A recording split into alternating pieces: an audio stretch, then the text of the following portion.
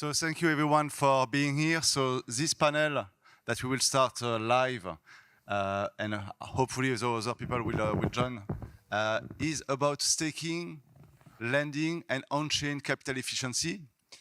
So I'm super delighted to moderate this panel. I'm Sébastien Derivaux, co-founder from the company Stakos Financial. Our mission actually is to bring TradFi on DeFi rails, and this panel is really discussing about that. It's a wide topic, but actually it's really about what I call crypto banking, taking all those activities, lending, staking, and capital efficiency on-chain. And so I think that's quite an interesting topic, because lending obviously is one of the biggest activity in TradFi. I mean, a few trillions or something quite significant. Staking on the other side is quite interesting because obviously in TradFi you don't have cryptocurrency staking, not last time I checked, but that might be or might not be, and that will be a part of the discussion today, a key component for the future financial system are the staking cryptocurrencies or the cryptocurrencies themselves, part of the collateral pool, for instance, for lending. And the last point, which is on-chain capital efficiency. I'm quite sure a lot of people heard, well, crypto is great, but it's always over-collateralized lending, so it's not capital efficient. Let's see in this panel if we can go a bit deeper on this one. And I'm super delighted to be helped to navigate you on those topics with some of the smartest brain in DeFi, and I will let them introduce themselves and before just going a bit more deeply in those questions. Hey everybody, my name is Serafin. I'm the co-founder and CEO of StakeIt. We're the largest yield aggregator in Web3. So we essentially unify staking and all DeFi yields into one unified product. We make it very, very easy for our clients to bring more than 1,000 yields across more than 75 networks into their products, be it wallets, dApps, neobanks, etc. And so, yeah, we remove the complexity from accessing everything that Web3 has to offer, and we make it very easy for people to find new yields, to manage existing yields, and to, yeah, effectively make the access layer to all these yields way, way more efficient. Awesome. So I'm Sid Powell. I'm the CEO and co-founder of Maple Finance. So we are an on-chain asset manager with a focus on institutional lending. So we currently do loans against Bitcoin, ETH, Solana, other DeFi coins. We have about 700 mil assets on the platform, and we've got a loan book of about 250 mil. But if you look at the core of what we're doing, I view it as effectively it's a form of tokenized private credit. And my background was institutional banking and securitization prior to this. But I think we all have the view that most financial products are going to move on chain for the liquidity, the composability, and the speed with which you can operate financial products like lending or staking or asset management. Yeah, very happy to be here. My name is Bruder. I'm co-founder and CEO at Jito Labs. We help expand and channel Solana's GDP to validators and stakers. We're most well known for building MEV infrastructure on Solana, but we also built a liquid staking protocol, Jito Sol. It's the largest LST on Solana with $2 billion of TVL and roughly 40% market share. So yeah, excited to talk with you guys, and thanks for having me. Nice, excited. Maybe let's start with you, Sid, as you are an OG in terms of real-world asset lending, and real-world asset is more, let's say, TradFi. Let's start on this angle. Can you tell us the story so far from the real-world asset lending, where it started, where we are currently, and what this audience can learn from someone that was here in the trench for the last, I don't know how many years actually, but a lot. Yeah, almost 5 years now. So if you look at where crypto lending began, it very much began with the over-collateralized loans against Bitcoin and ETH and other large caps. Then in 2021, 2022, it transitioned into doing under-collateralized lending, so effectively focused on the credit and the balance sheet strength of counterparties. And then following the credit collapse or the pullback in credit appetite in the sector from 2023, we saw a real focus on lending or extending yield against tokenized T-bills. And so you saw 15 different projects launch tokenized T-bills, offer effectively money market funds on chain very low yield, and this corresponded to the Fed increasing rates, along with people who are operating in crypto being largely debanked and not having access to the regular versions of these products. But if you look from there, it's then expanded.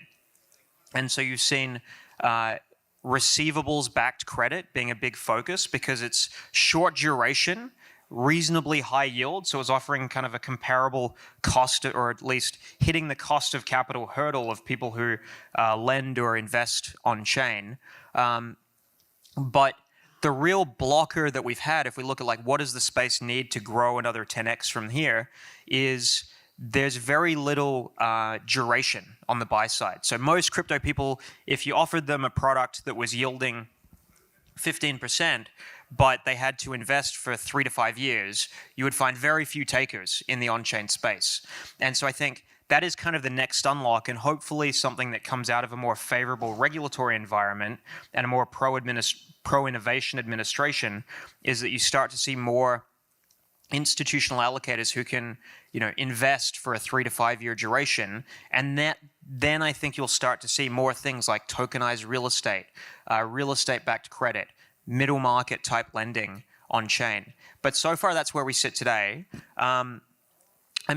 If you look at the overall amount of leverage in the space this year versus 2022, it's orders of magnitude less leverage. The largest lending players like BlockFi, Celsius, and Genesis last cycle collectively had about 55 billion in loans outstanding. I would say there's barely even 10 billion in sort of lending on-chain happening today. So we have a lot of room to grow from here. And maybe let's shift gears, because real-world asset lending is starting to grow. There was hiccups, but it's actually the narrative for 2025. Do you agree? Yeah, I think, you saw firms like BlackRock made huge inroads. There's over $1 billion of tokenized T-bills on chain today, and a lot of people are saying this is kind of the forerunner of tokenizing funds. Apollo is looking to tokenize their credit fund with Securitize.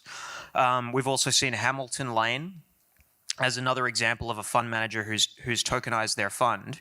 And so I think real-world assets very much remain an in-focus narrative today. It's to my earlier point, it's still largely sell-side driven. This is largely asset managers who want to distribute their product on chain on the thesis that there's a marginal buyer who's just not accessing these products because they can't purchase them with stable coins. And coming back to my earlier point, so what I think the gap is still firmly remains on the buy side. But I think as we start to see, we're already seeing more high net worths and family offices who are generally going to be earlier adopters of financial products start to invest in credit on chain. Maple had an announcement a couple of weeks back where Bitwise, who's a $12 billion regulated asset manager, used one of our lending pools. So that's an early example of a real institutional asset manager deploying on chain into a strategy. And I think we'll see more from there. And the advantage of real world assets is that they are, these institutional investors are familiar with them. They all understand if you tokenize, commercial real estate, they've probably dealt with or invested in that asset class before. So it's it's a familiar product that they can participate in. Yeah, thanks. And Luca, you can explain a bit more. Now, we have the real world asset on one side, and as you explained at the beginning, it was only lending against cryptocurrencies, but now we have a lot of lending against staking assets, staking cryptocurrencies mainly. Can you walk us through what happened in the past and where we are today? What is the situation? Yeah, we're seeing a lot more interest in institutional lending for LSTs and staked assets. So I don't know what the staking rate is on Ethereum, like 3 to 4% or so. Yeah, 3%. Yeah, something like that. Yeah, so on Solana today, it's in between 7 to 10%, depending on the activity on the network. And that is a pretty large increase in yield for those that are holding LSTs compared to the normal assets. So one instance of this, FalconX launched support for Jito Sol on their platform. So that's kind of like the first kind of dipping toes into the institutional lending for the LSTs. Yeah, thanks. And do you see that staked asset will replace the vanilla cryptocurrencies, or do you still see a place for those vanilla cryptocurrencies to be used as collateral? That's a good question. I think I see a world where the LSTs are used more than the native asset, but there's a lot of barriers to get that to happen. I think the main one is taxes. And, unfortunately, in the crypto world, you can move a lot faster than the IRS. But there's a big question. There's a few questions out right now on taxes that I think are the barriers to entry here. One is around staking rewards. So when you accrue staking rewards, is that income right away? Do you have to sell that, or is it not income? And then for LSTs in particular, Solana is a pretty institutional heavy chain. And so there's a lot of very low cost basis SOL holders that maybe they bought Solana under $1 or something like that. And there's a big question on like, if I convert my SOL with this cost basis under $1 to Jito SOL or one of the other LSTs where SOL is at 120 right now, am I going to have to cover my taxes? Is that like a like-kind swap? And you can get legal opinions on that, and I think it's kind of the like cutting edge on the tax side. And you can. I think there's ways around it, but it's you're a little more out the risk curve. So I think that if we can get past those barriers or get people and institutions comfortable with that, then there will be a lot more LST adoption. And I think we'll see. Hopefully, we'll see more clarity around the staking taxes soon. To Lucas's point, we actually did a lot of lending against SOL, and we would put it in Jito SOL and other staking providers. And so the advantage for somebody who's holding SOL is that if they provide it as collateral, if your counterparty who's lending to you can stake it, then they'll give you a lower borrowing cost. If I can lend at 10%, and then I can take Jito 2x over collateralize and earn 8%, then I'm getting an all-in return of 26%, so I can actually drop the interest rate down to 4 or 5, which is what we were doing a lot with different institutional counterparties in 2024. Yeah, maybe Serafin, you can help us to zoom out a little bit, have a wider perspective on the staking. What are the trends you see? What are the yield components? Is it something that is shifting, or is it something stable? I mean, we spoke a lot about staking SOL, but there is but is there some other stuff that are moving around and becoming more usable as collateral for lending? Yeah, so I think, obviously staking has pretty broad adoption already. And I think that it's cool to see that there's still a lot of innovation in the space. I think that, with Lido V3, for instance, and stuff like that, I think that there's cool stuff happening. I think the entire concept of users effectively, end users, stakers, choosing their own, I'm talking about like retail at large, right? Not like whales or anything like that, not institutions, but retail users at large, kind of like finding the right validator to stake what's delegate to is just such an antiquated concept. And I think that most people don't really perform any degree of due diligence at all.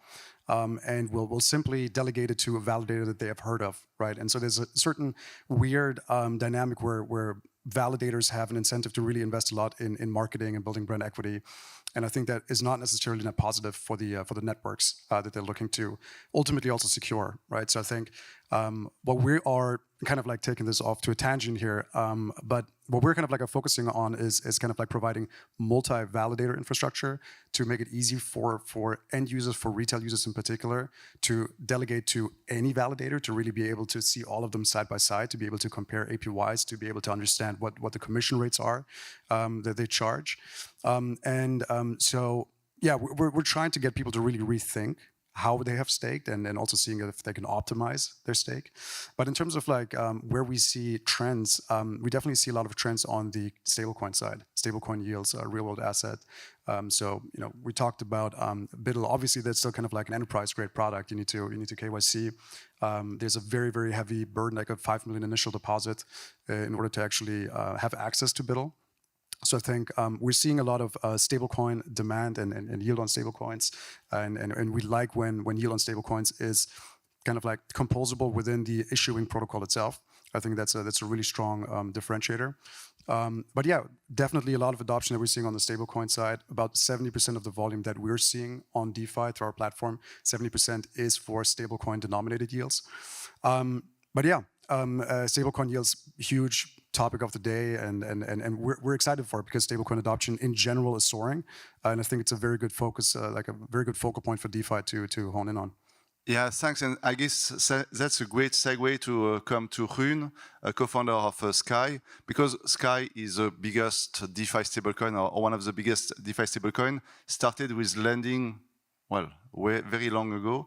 And can you walk us through a bit more on why being your own stablecoin is enabling better capital efficiency? You're also doing a lot of work with real world assets. Maybe if you can draw a picture on this front about capital efficiency, because you are able to allocate capital more efficiently, that it was just market driven.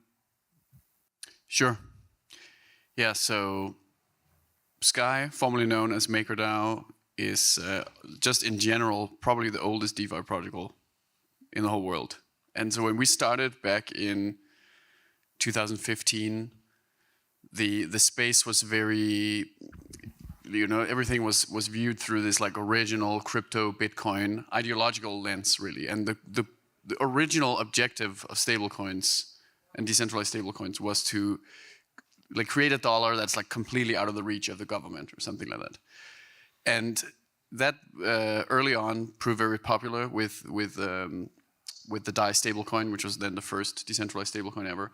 But the problem is something called a stablecoin trilemma, which basically prevents you from scaling up the collateral of a stablecoin once you get enough demand, unless you can tap into basically correlated assets as collateral. So you can basically choose to either have a stablecoin that is basically stable or decentralized in the sense of like the collateral being like purely decentralized, right? So with Maker, and ultimately this led to the transformation to Sky, the rebrand, the sort of repositioning of the whole project. Ultimately the decision was to focus on just giving users what they want, which turns out to be stability first and foremost, but also what's known as the Sky savings rate, so delivering return to users through the stablecoin rails. And RWA is just, I mean, it's one of many great options, because really from my perspective, and I think this is, well, I mean, I guess just the rational approach to how you deliver the best returns is that you simply tap into whatever the best risk-adjusted yield is out there, period. So it's all about developing the right risk models, and then basically executing based on what those risk models tell you around what are the assets you should be deploying into. So actually what's really unique about Sky is that it dynamically adjusts. So it's not like sort of fully backed by RWA and T-bills. It's also not completely backed by like staked ETH and like Bitcoin and that kind of crypto exposure either. But right now it's more or less like 50-50. So it's about 4 billion in crypto assets, 4 billion in TradFi assets. But that's actually changing quite a lot all the time, and it depends on where the big opportunity is. And this is just, I mean, ultimately this is the key to success, I think, especially in like Web3 finance, or whatever we call it, finance 2.0. Like the way that now the financial system and blockchain is starting to like properly integrate to each other. You have to be extremely fast, and you have to be, natively digital. And also what's so important is like sort of decision making in all of these things, right? It's like every single time it's a decision between, should I allocate into this asset, or this, should I allocate into T-bills, RWAs, or should I go into like a lending protocol? And that's like itself a very complicated question that is a matter of having, you have to integrate a lot of data to figure out what the answer is. And yeah, we've been working on this problem in Sky for more than 10 years at this point. And I think the sort of final model that we basically launched 7 months ago with the launch of Sky, and then about 3 months ago, we released the details of this framework, which is called the Sky Agent Framework. And it provides, I think, the most flexible solution to sort of solving this general problem of how to basically maximize risk-adjusted returns across all these possible dimensions, right? Basically eliminating all constraints and just fully focusing on how to deliver the best possible savings rate, as we call it, like the best possible return, the most stability possible to the end user holding a USD-denominated asset as a stablecoin. Yeah, thanks. Maybe just to go a bit further on that front, I mean, you are saying that you also invest in real-world assets, half of the balance sheet. There was a Grand Prix where BlackRock, for instance, is one of the winners. So that's kind of the coming of the institution. I think it was Sid saying it's mainly on the sell side. But if we move now on the buy side, Sid, there was a news recently saying that Bitwise, which for me would be a crypto TradFi, because it's not on-chain directly initially, is now investing or exposed to some Maple products, which are fully more DeFi. There are DeFi products, let's be honest. Yeah. So that's great. We also see Coinbase allowing their own user on their centralized exchange to be able to borrow against BTC on-chain through Morpho. So can you go a bit more deeper on if you see that institution or off-chain people are now coming, and now it starts the time where the supply side will come to DeFi? I think off-chain institutions are starting to come to DeFi. If you look at Bitwise's case, so they have 12 billion assets under management, but they have the thesis that asset management is going to eventually shift on-chain, and what they like about the product that we provide, which is over-collateralized lending against Bitcoin, is the additional liquidity and transparency that you get by doing this on-chain. So you get a token that you can shift around between wallets, but all of the loans that you're participating in or lending against that back your position are visible on-chain, and the token provides additional liquidity. In that product in particular, we don't really have, they don't have the ability to pledge that token as collateral elsewhere, but we have Syrup USDC, which is much more DeFi and permissionless. And with that, you can take it if you're an asset manager and pledge it, or you will soon be able to pledge that in Morpho to loop the strategy or to use that as collateral in order to borrow. So I think it gives an asset manager who's sophisticated additional tools and levers that they can pull, whether it's additional leverage or the ability to rehypothecate the collateral, that is extremely appealing to those managers, particularly when you look at trading firms as well. So one of the products we're very excited about is yield-bearing Bitcoin. So we are working with CoreDAO, and we're going to produce a liquid staking token for Bitcoin that's going to generate a yield in Bitcoin. But trading firms are extremely excited because they're currently already posting that as collateral, Bitcoin this is, in centralized exchanges and other DeFi protocols. But with this, they'll have the ability to earn a yield on their collateral. So it starts to become much more appealing and I hate to use the term, but capital efficient for them in order to do that. So I think over time you will see more and more institutions try this, and the biggest competitive driver for them is alpha. If they can generate an extra couple of % of returns, that's enough to attract more LPs for them, and so that's the competitive angle that they're trying to work with. I think with Coinbase, their incentive with CB, BTC, and Morpho is that it generates more AUM for them. So by allowing somebody who holds Bitcoin at Coinbase to wrap that Bitcoin and then borrow through Morpho, it helps bring more AUM for them, more fees, and it's stickier because then that collateral, the Bitcoin, is then pledged somewhere else in order to borrow. So people aren't going to then take it out of Coinbase. Thanks. Serafin, I have a question for you, the $1 billion question, at least for me. I hope it will interest other people as well. But currently, there are at least three rates in this industry. You have the TradFi rates, and that's why, for instance, Sky is investing in T-bills to harness those TradFi rates or T-bills rate when the yield in DeFi are too low. You have the DeFi rates, which is kind of depending on, is it a bullish or a bearish environment? Are people really willing to leverage on cryptocurrencies? And you also have the staking yield. Do you see an interplay between all those yield sources? And will it be arbitraged away at some point, or is it impossible? And yeah, how do you see those yield going forward if at some point the big players, the institution, will come on-chain to seek those yield? Yeah, I think, to be frank, it all ties into liquid staked assets, right? We always feel like the first step in any yield journey should be liquid staking, and then taking that liquid staked asset and basically leveraging the Lego capabilities of the DeFi stack in order to find the right follow-on yield sources. And I think there were comments made about, okay, who's going to be the incremental buyer? And I think the incremental buyer still needs to be unlocked to a certain extent, because right now all of these products are obviously to a certain extent behind KYC gates, if they're really institutional, or obviously there's syrup, which is like non-KYC. But even that, it needs to be accessible, right? And so clients that work with us, so we, for instance, with Zerion did not have any yield products at all in their product, zero, right? And they integrated our with Stake-It, and they brought staking and DeFi yields to the tune of like 800 yields into their products within a matter of weeks, right?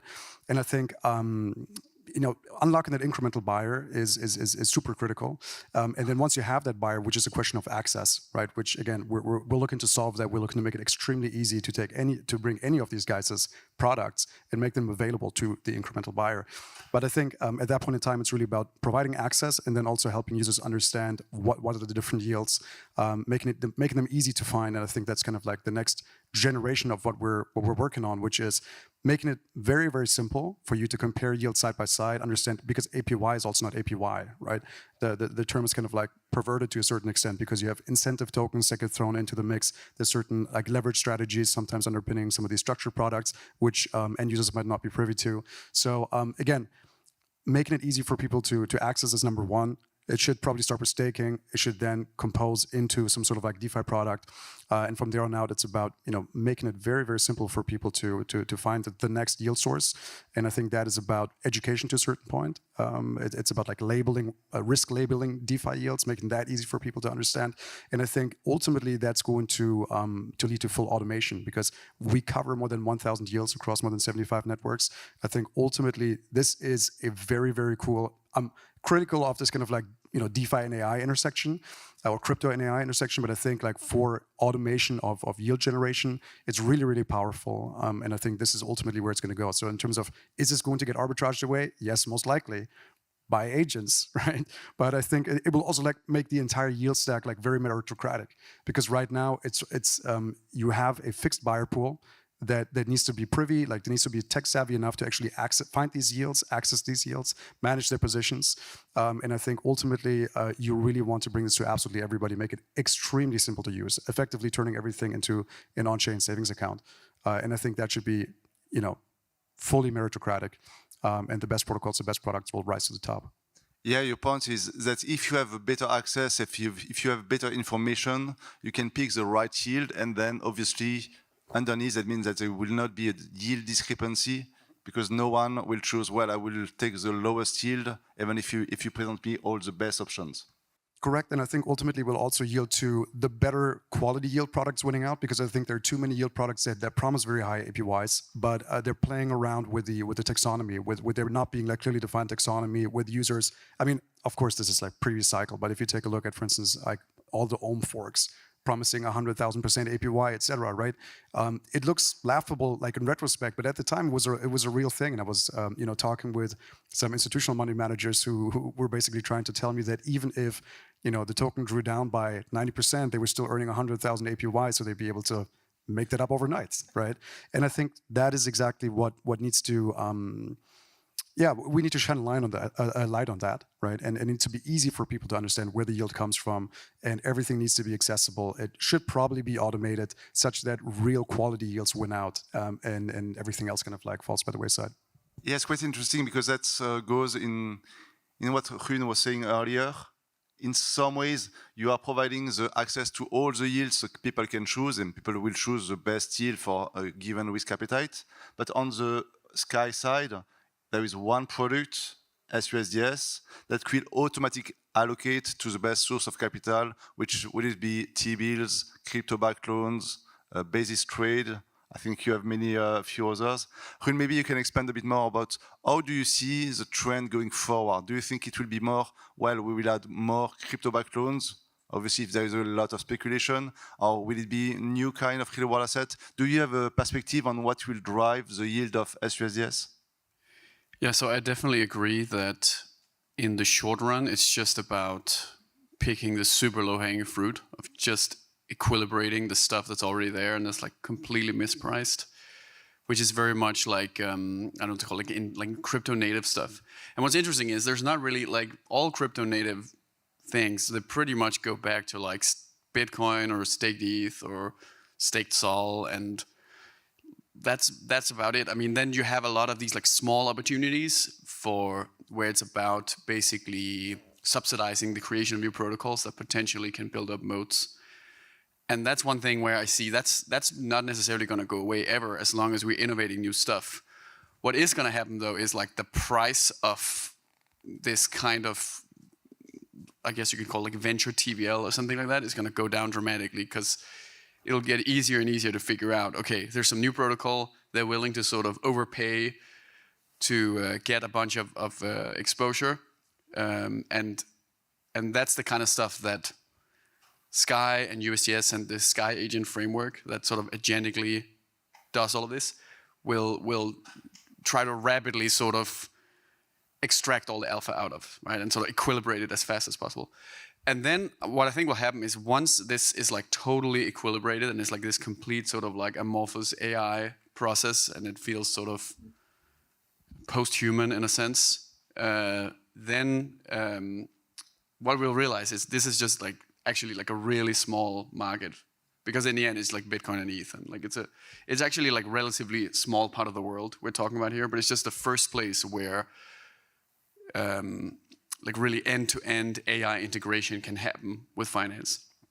And so the actually exciting frontier is when we start actually to do something real with this stuff in the real world, right? And so for a long time, I've strongly believed that like blockchain is like how we deliver the benefits of AI to real stuff, because it's like the most tangible way basically to sort of take things in the real world, processes, businesses, business models, transactions, and then transform them into something that is digitally native and starts to become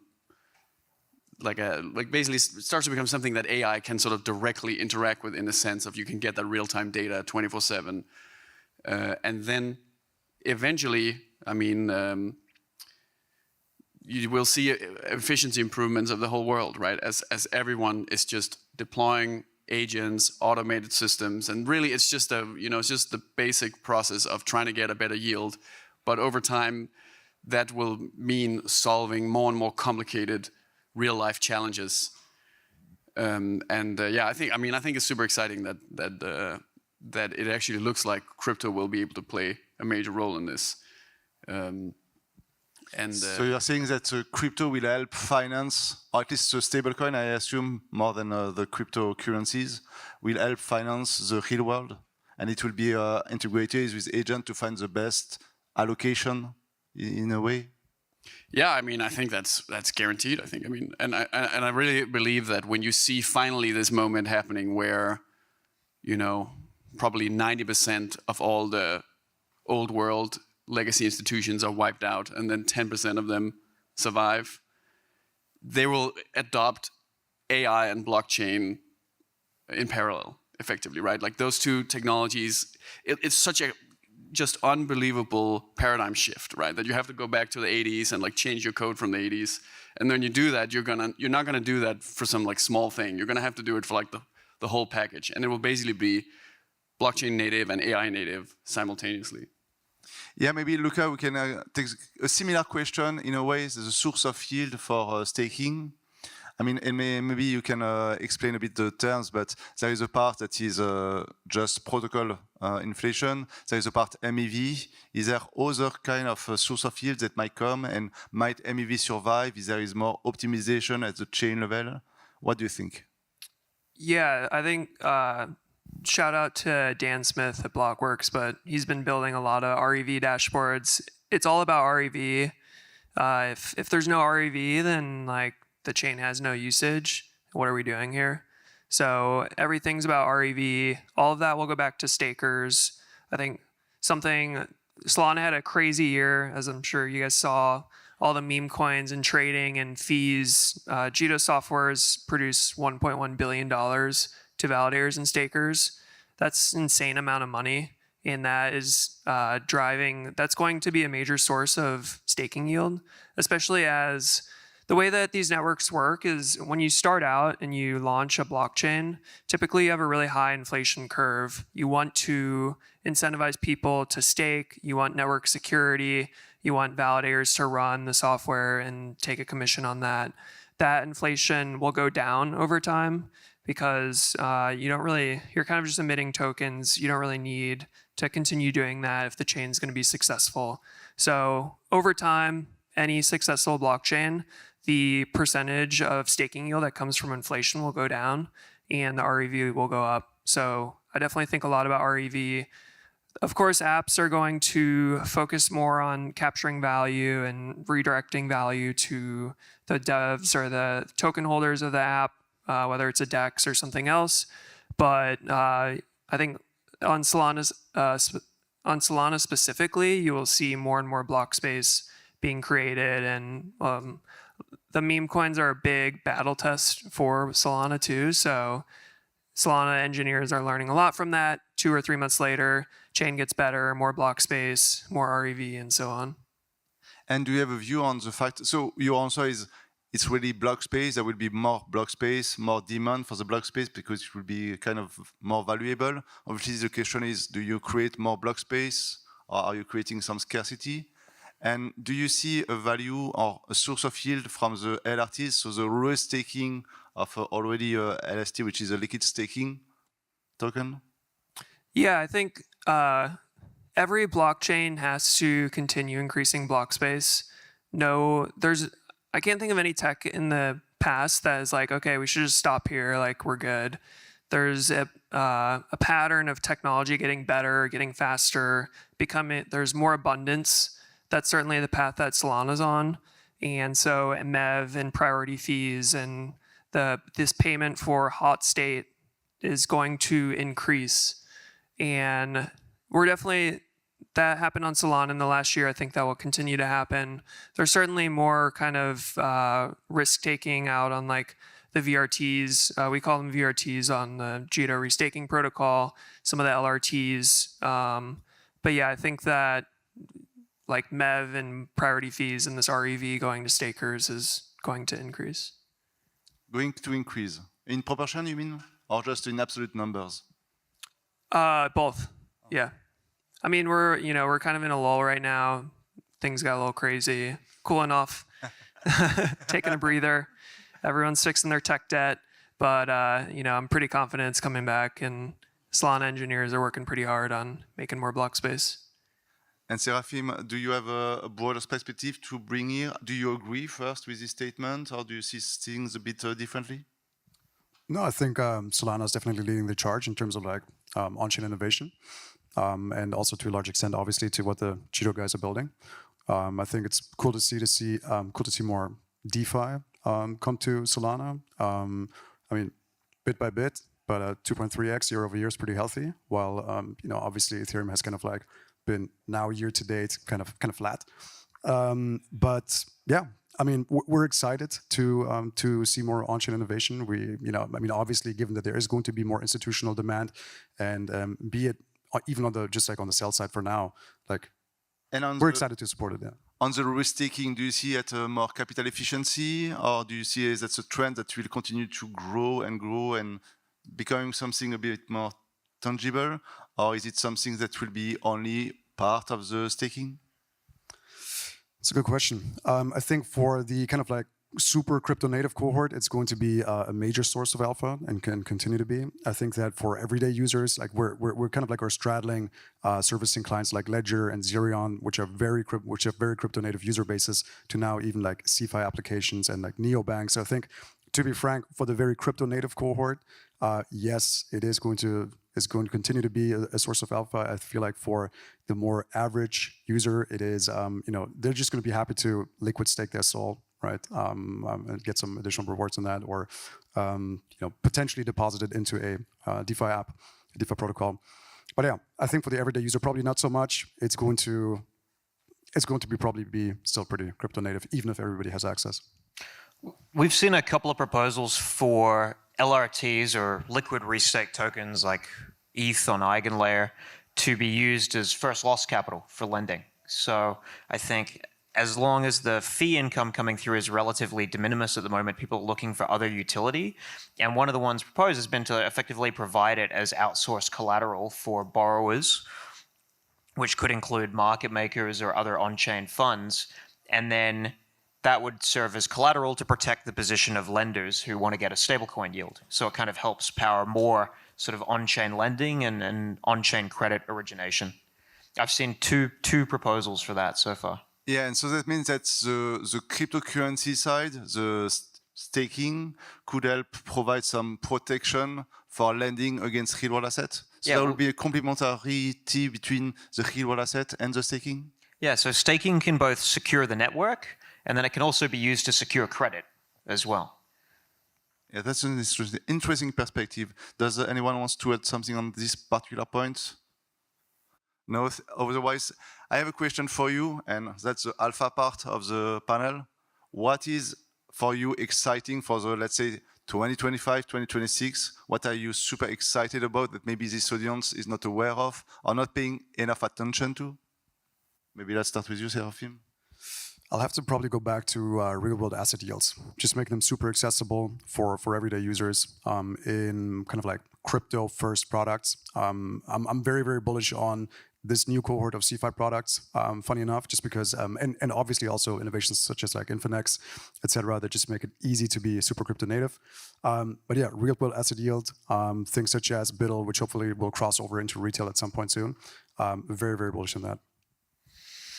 I think for me, I'm looking at the Bitcoin yield space. So things like core liquid staked Bitcoin. I think this unlocks a lot for lending and borrowing. So as I said before, if you can accept it as collateral, you can lend at lower rates, and it becomes a real competitive advantage. Not to mention the fact that there's a ton of people who are sitting on Bitcoin or holding it, and they're not really getting any yield at the moment. And so I think it's a large addressable market. It's been relatively underserved to date, but it also has a lot of crossover for the lending and the credit space. So that's what I'm most excited about. I'm most excited about two things. I think one is institutional adoption of LSTs. There's a few barriers and walls to run through to get there, between the security status, which the Jito Foundation put out a report about the security classification of Jito Sol, talking about how it's not a security. Hopefully we'll see more insight from the SEC soon on this. I know it was on Hester Peirce's list of things to get clarity on, and hopefully it looks something similar to the meme coins are not securities document that she wrote. And yeah, I think just like more policy clarity for builders in the US, I think from a liquid staking angle, and also just like being an entrepreneur and the Operation Choke Point 2.0. And we saw Trump give a video presentation earlier today, and he's definitely thinking about it. And there's a lot of people in DC thinking about it. So I think it's something that people from the outside, it seems like something small, but for builders in the US, it's really big. You spend the past few years like worrying about these things and wondering if you need to leave the US. And now it's like, okay, it's coming back home. And I think there's a lot of builders in the US that are excited to see that. Yeah, Rune, quickly a prediction or something that is super exciting? I mean, in Sky, the most exciting thing is definitely the launch of the first couple of Sky agents that is coming up. I mean, actually just, well, you mentioned it, the Spark tokenization Grand Prix. So the very first agent called Spark just announced yesterday that they're doing this 1 billion deployment into BlackRock and a couple of other really interesting tokenized assets. But it's just the beginning of Spark reaching this escape velocity of a lot of autonomy and a lot of agency in deploying the $8 billion plus capital pool out of the USDS stablecoin. And there's just going to be more and more of these agents launching. And every single time there's another one, it's just another kind of accelerant on this process we've been discussing the whole time, right? Of equilibrating yields, increasing efficiency, and starting to have an impact on the real world. Thank you very much. We have to close here, but it was super enjoyable to have you on this panel. Thank you very much. Thanks for having us. Thanks.